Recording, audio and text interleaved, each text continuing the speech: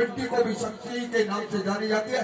आप अपने उद्बोधन के द्वारा मेरी लाडली जनता को अपनी अपील और अपेक्षा रखें। एक बात मैं और कह दूं, सुन लो, सूरज बादलों की ओर से सूरज निकलने वाला है, बादलों की ओर से सूरज निकलने वाला है। बीजेपी वाले सब मेरे भाई अपनी सफर जारी रखो, समय बदलने वाला है, समय बदलने वाला है।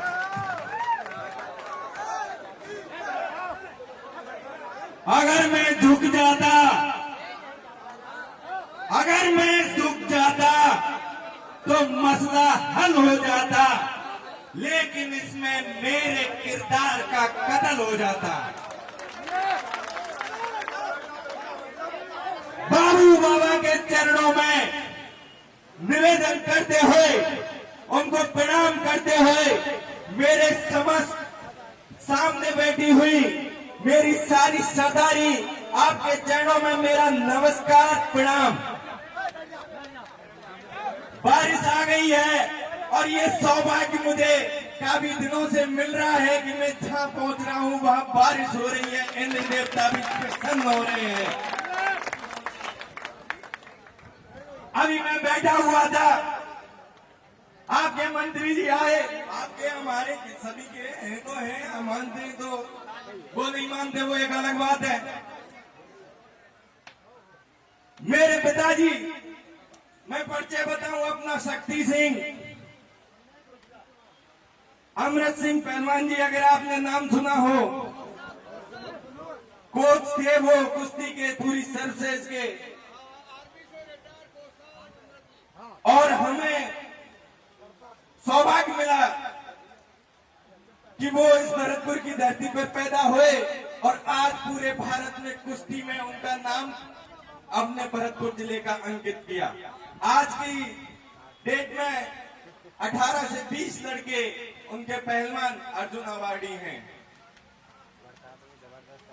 वो पहले मैं उनके साथ बैठता, वो किसी की बता रहे थे कि बेटा एक बाप और 2 बेटे हैं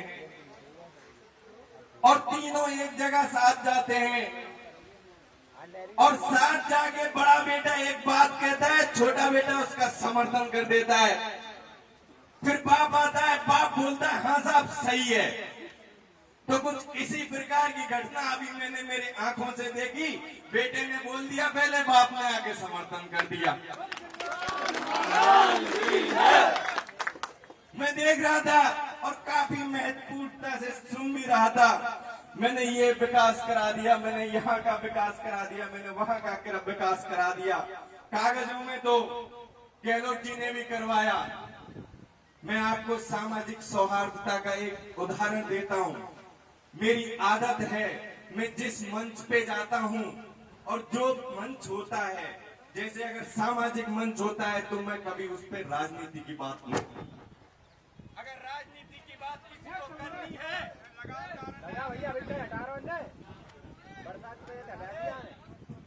अगर राजनीति की बात किसी को करनी है तो आओ सामने बैठ के मुकाबला करते हैं। सामाजिक और धार्मिक कार्यक्रम है, सामाजिक धार्मिक कार्यक्रम सुनने आए हैं, यहाँ पे राजनीति की बात नहीं होनी चाहिए। और फिर बाद में कह देते हैं जी राजनीति की बात मैं नहीं करूंगा, कर भी जाते हैं पूरी। आप सबसे एक निवेदन है, सामाजिक सौहार्द का। गुर्जर आरक्षण आंदोलन हुआ था, मेरी उम्र मुश्किल से 21 वर्ष की हुई रही होगी उस समय। 22 वर्ष का हूंगा, 23 वर्ष का हूंगा। मैंने पिताजी के साथ बैठा हुआ था जब एक बोलेरो हुआ करती थी। आपने नाम सुना हुआ होगा निर्भय सिंह पहलवान जी, भरतपुर राजस्थान केसरी। परमाल सिंह गुर्जर एडिशनल एसपी से रिटायर हुए, और 2-3 गुर्जर समुदाय के। मैं कभी भी राजनीति में इस प्रकार की बात नहीं करता, लेकिन अभी मंत्री जी आए और अपनी सफाई दे के गए कि राजनीति में ऐसे आरोप लगाते हैं, ऐसे प्रत्यारोप लगाते हैं। क्योंकि मैं उस जगह का गवाह था और उम्र भी ऐसी थी कि वो बात मुझे अब तक याद है और आगे भी रहेगी। वो बात ऐसी है, बैठ के गुर्जर आरक्षण आंदोलन की शुरुआत चल रही थी, बात चल रही थी, सभा चल रही थी। सबसे पहले मेरे पिताजी ने एक लठिया और हुक्का अपनी गाड़ी में रखा और पूरे भरतपुर जिले में सबसे पहले समर्थन देने पूरी आम सभा में अमृत सिंह पहलवान पहुंचे थे। आप चाहे पता कर लें। बात सामाजिक सौहार्द की है, उस पीढ़ी दर पीढ़ी से चलती हुई आ रही है और मैं भी मरते दम तक आगे भी इस सामाजिक सौहार्द को चलाता रहूंगा। राजनीतिक उद्देश्यों की पूर्ति करना एकमात्र मेरा लक्ष्य नहीं है। मेरे बुजुर्गों का मेरे पे आशीर्वाद हो और मेरे युवाओं का जो खून है उस खून में उबाल होते हुए अच्छे और भले की जो राजनीति है उस पे नजर रखते हुए अपना निर्णय लेने की क्षमता हो, उस संघर्ष के लिए मैं आपके बीच में निकला हूं। परिणाम और अंजाम चाहे कुछ भी हो। समाज की लोगों की इतनी ही चिंता थी तो उस समय कहां थे जब गहलोत और पायलट में झगड़ा हो रहा था और आपने अपने स्वार्थ के लिए पलट के वापस से पलटी मारी, उस व्यक्ति का साथ नहीं दिया जहां आपने जिसने आपको खड़ा किया।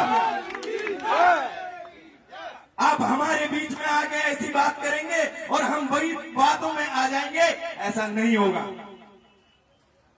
और बड़ी खुले मन से कहते हैं, मैं आश्चर्यचकित था वीडियो देखकर। ये कहते हैं कि कुछ लोग मुझे जातिवाद का ठप्पा लगाते हैं। मैं जानना चाहता हूं कि अगर मैं जातिवाद करता तो मैं कहां होता। आप वहां थे जहां आपका फायदा दिखा। आपको पता था कि आप एकमात्र विधायक बन के रह जाएंगे। आपने अपना फायदा देखा और उस जगह पे पहुंचे जिससे कि जनता को शोषित करने का कहां से कैसे खींचा जा सकता है। बहुत लोग आएंगे, किसी भी पार्टी से आए, आपके बीच में आएंगे, उनसे सवाल जवाब करना हमारा कर्तव्य है। उनका इतिहास जानना हमारा कर्तव्य है कि वो कहां से आए हैं। कहीं वो घूसखोर तो नहीं थे, कहीं वो कमीशन एजेंट तो नहीं थे, कहीं वो किसी भ्रष्टाचार में लिप्त होकर हमारे बीच में आके और ये कहें कि हम आपकी सेवा करना चाहते हैं। ऐसे व्यक्ति का तो पुण्य भी पाप के समान है और उस पाप के भागी हम कतई नहीं बनेंगे, क्योंकि हम चुनकर भेज रहे हैं। और प्रत्येक 5 साल में लोकतंत्र में ये हमको अधिकार दिया है कि हम संवैधानिक तरीके से अपनी सरकार बना सकते हैं, अपना प्रतिनिधि चुन सकते हैं। अच्छे बुरे का भला कैसा हो सकता है।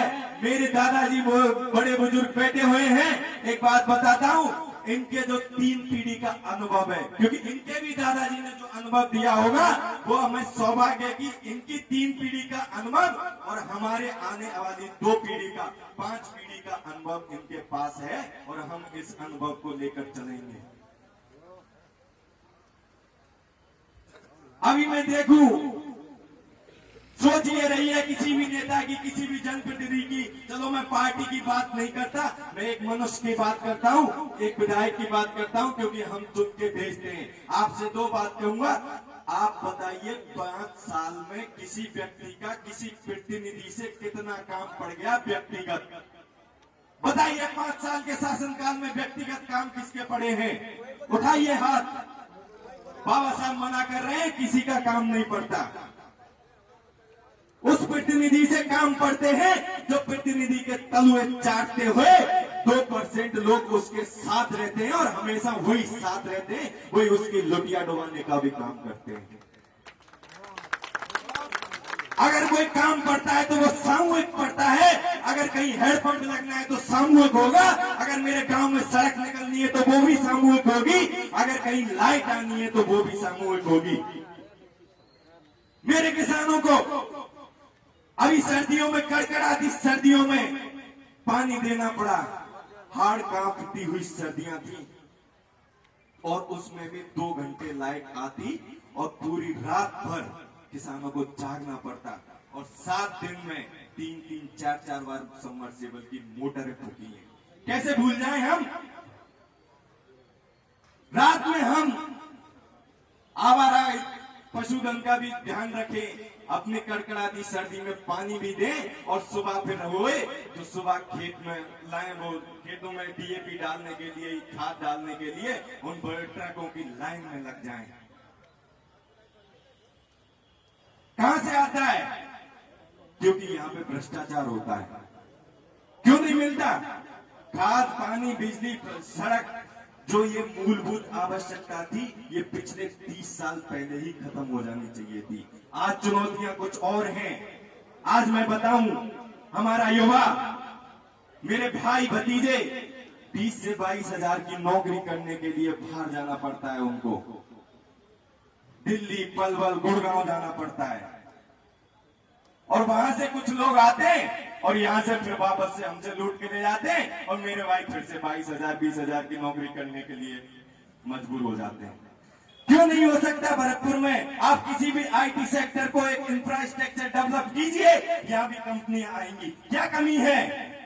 नंदवाई विधानसभा में इतना पुराना रेलवे स्टेशन था। रेलवे स्टेशन, रेल मार्ग जो होता है सबसे सुगम रेल मार्ग होता है यातायात का। मैं बताऊं, सबसे कम खर्चा आता है, प्रोडक्शन ज्यादा होके कम खर्चे में हम अपना काम चला सकते हैं। क्या कारण रहा कि यहाँ पे वो नहीं आई कंपनियां? क्या कारण रहा कि हमारा भरतपुर पीछे रहा? आप पड़ोस में देखिए, हमें तो सौभाग्य है कि हम दिल्ली राजधानी से बहुत नजदीक बैठे हुए हैं। मेरा काफी कामों से, पार्टी के कामों से या अन्य कामों से बाहर भी जाना हुआ, जोधपुर, पाली, उधर की साइड जाना होता है। वहां जयपुर आने में ही लोगों को 8-8 घंटे लग जाते हैं। लेकिन मैंने देखा कि यहाँ पे मेरे 3 घंटे की दूरी पर भी जो विकास वहां पे है, वो हमारे यहाँ क्यों नहीं? जो लोग 300 किलोमीटर दूर राजधानी से बैठे और हम सिर्फ 100-125 किलोमीटर, 150 किलोमीटर यहाँ पे बैठे, तो वो विकास वहां से इतनी दूर रोड से चल के नहीं आ सकता क्या? जो 400 किलोमीटर दूर जा सकता है, वो मेरे यहाँ पे क्यों नहीं आ सकता? इस सब की सुनिश्चितता हम युवाओं को, हम बुजुर्गों को तय करनी पड़ेगी। मैं राजनीतिक बात नहीं करूंगा, लेकिन मैं एक प्रतिनिधि की जरूर बात करूंगा, क्योंकि सिवाय 5 साल में अगले हमें पछताने के अलावा कोई भी और ऑप्शन नहीं मिलेगा। आपको कोई नहीं पूछेगा। और आज जितने नेता हैं जिनके पीछे जाते हैं, मैं दावे के साथ कहता हूं, हाईवे पे अगर हम पहुंच जाए ना, तो वो नेता शकल तक भूल जाते हैं, नाम भी याद नहीं रखते। आज हम गांव में आते हैं उनके, तो बड़े खुश होते हैं कि कोई नेता हमारे घर आया है, गांव आया है। हमें क्या चाहिए? बस वही तो खुशी चाहिए, सुख दुख में आए वही तो चाहिए। अरे काम तो होंगे, क्योंकि हम भी साथ चलेंगे, उसके साथ चलेंगे। आप सबने जो मान सम्मान दिया, इतना प्यार दिया और मुझे सुना, उसका मैं दिल की गहराइयों से आभार प्रकट करता हूँ। बोल बाबू महाराज।